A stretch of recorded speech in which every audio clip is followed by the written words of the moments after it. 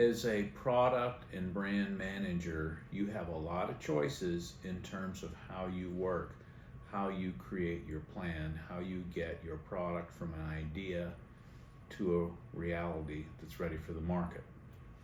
What we're going to do for the next few minutes is talk about some of the key types of planning tools that are available so that as you come across them, you have some familiarity and you will be able to select the ones you think make the most sense for you given your current situation or circumstances. The first type of planning is something we call the waterfall. And this is a long haul, long planning method. The reason it's called a waterfall is because it's linear. And this is great in capital intensive projects like manufacturing, for example, where we're going to build a new factory and in there is going to be a line that's going to make this product and everything needs to be set. Now, I was in Germany recently and interacting with a student working on their PhD, and what they're doing is basically creating virtual manufacturing situations with the whole idea of what happens if they virtually change the way a factory is laid out or a product is manufactured. Because in the real world, if they try to do that, it's often millions of dollars to try to change the assembly line. But if they can do it virtually, then that would be a huge impact and allow these organizations to be much more flexible. Some of the pros of the waterfall approach is that it gives clear definition, clear planning, clear direction. You get a lot of details in it. And it's best when there's kind of fixed cost and you're expecting here's what's going to happen, how long it's going to take, and so forth. So it's very definitive, if you will. Some of the cons are that it's not as flexible as other types of planning. You can't change very easily. You've got to kind of stick to it. So you get all the planning done and then you start to implement. And it also takes a lot of time to create all of the documentation. So if you're an organization that uses waterfall, that's going to be a long, drawn out, very specific type of planning process. At the other end of the spectrum is something called agile planning. And that was first developed with software companies. But what it is let's work on something for a couple, 2 or 3 days, and then get back together and see where we are and what adjustments do we need to make. And so it's very flexible. It allows you to change quickly. It's also great for collaboration, where you've got a lot of teams that are working together and input coming from different people. And it's open to constant feedback from the end users, the people who might actually benefit from your product or service. So unlike the waterfall where everything's planned out and long and systematic, this one is short and it's flexible. So this is popular in, like as I mentioned, software companies, collaborative environments, and so forth. And so what it is basically an iteration. Let's get a draft of one, and then how we're going to fix it. Let's get a second draft, so forth. Let's get a third draft. That's how this is working. Some of the cons is that this is a great technique if everybody knows what to do and when to do it, but you've got varying levels of capability and talent.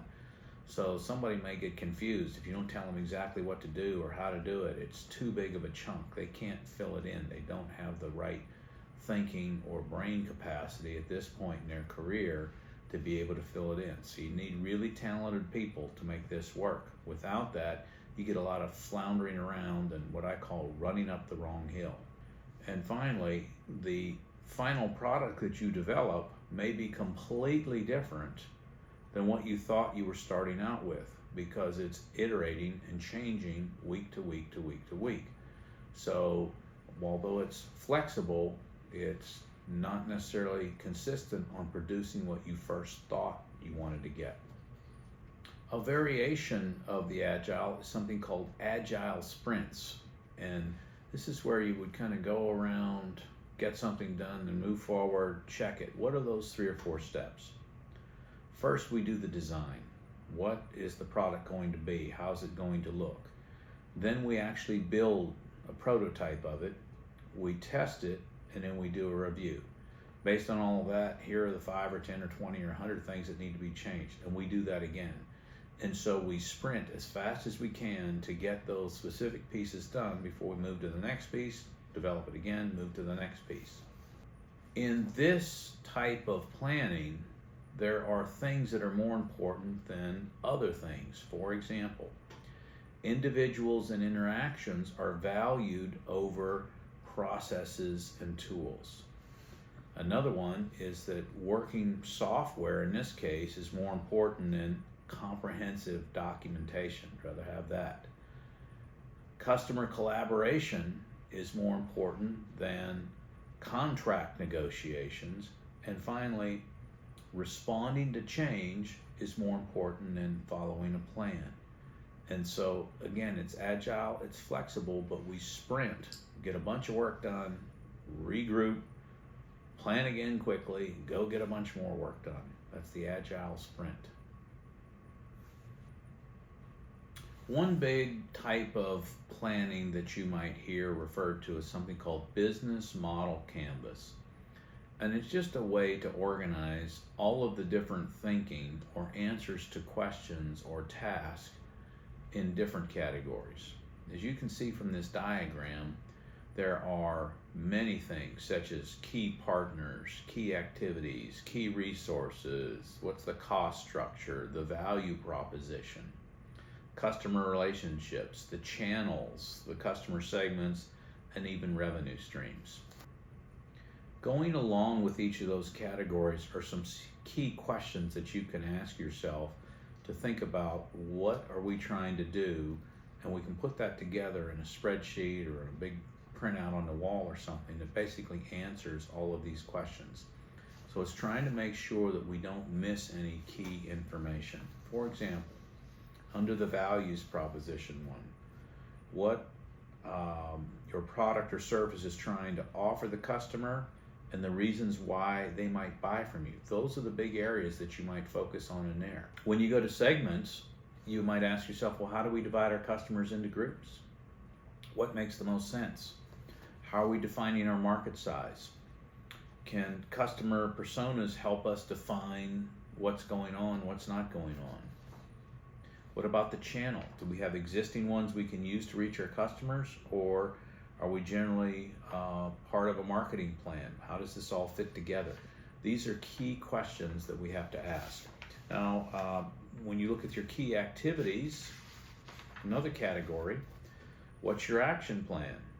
What steps will you take to reach your goal to get that product? When we look at the key resources, the practical resources you'll need to build that product, what are they? What about the key partners? Are they internal from your company, or are they suppliers, or are they parties that you need to work with to achieve your goals? Thinking through that can be important. When we look at cost structure, that might be what are all the fixed assets, the variable cost it will take to build your product. And then when we look at your value proposition or your revenue, it's really what is your value proposition and how does that get converted into financial gain? Why are people willing to pay you for that? What problem are you trying to solve? And then what's your pricing policy? Is it cost plus? Is it value, billing? What's it going to be? There's all different types of pricing strategies out there, of course. And so we want to take a look at those. We might even get more sophisticated, and this is an example of some of the elements of a plan and the subsections within the plan. And so you could have, in this case, an executive summary, the product description would be another category, the strategy, the market analysis, the customer analysis, financial analysis, what are the actual plans for reaching them and all the different plans, what are the recommendations, and then the appendices. So this is a very nice way to think about all of the items that you might actually put in your plan. So whether you use waterfall, agile, or some subsection of it, business model canvas, or one of the other many planning type scenarios or tools that are out there, the whole point is that you have a plan and you develop something so that when it's more than just you, you've got a team working on it, you know what you're doing, and you're making progress towards something positive versus sitting around, wasting time, coming up with all sorts of stuff that isn't going to work. Now, one of the things that many product developers will say is we want to fail fast. What does that mean? If something isn't going to work, if that product isn't going to work, we don't want to waste months thinking about how to make it work. Get over it and move on to the next idea. If the product is a bust, get rid of the product and start working on something else. If there's a feature of the product that's not going to make sense, dump it and move on to something else. That's what we're really talking about here. And so no matter what it is you're developing, having a plan helps get all the people that need to help you and all the resources you'll need to be successful put together in one place so you can think about it and communicate it to other people.